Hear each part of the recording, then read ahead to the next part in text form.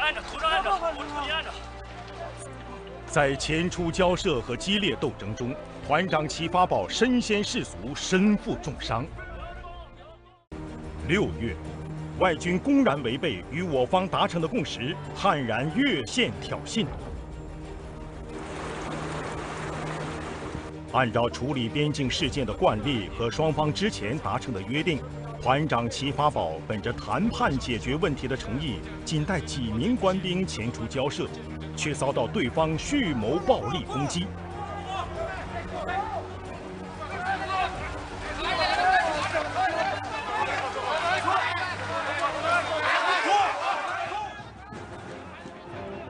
齐发宝组织官兵一边喊话交涉，一边占据有利地形，与数倍于己的外军展开殊死搏斗。按着，头上按着，我注意按着。在前出交涉和激烈斗争中，团长齐发宝身先士卒，身负重伤。的边防官兵把青春、鲜血乃至生命留在喀拉昆仑高原，筑起巍峨界碑。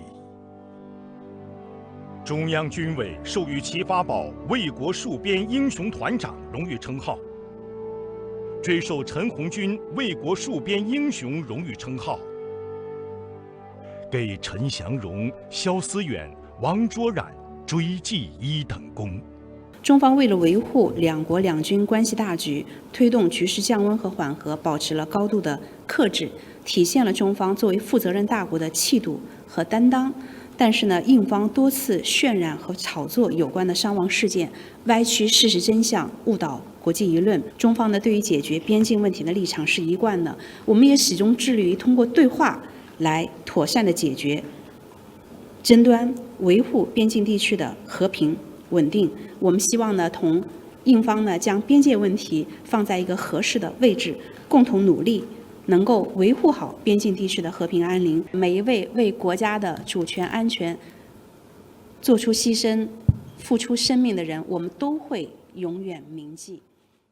你有话想说却苦无发声的管道吗？你对事情有不同的见解却无人倾诉吗？年轻学子们站出来说出你们的想法，让我们听听年轻人的心声。闹辩风下强力征求学生辨识，只要你敢说，我们就敢要。赶紧拍摄影片，然后发送到我们以下的信箱，就会有专人跟你联系。还有，别忘了订阅我们闹辩风向的 YT 频道，按赞，开启小铃铛，就不会错过我们精彩的辩论哦。各位朋友，闹辩风向，敢嘴就来辩。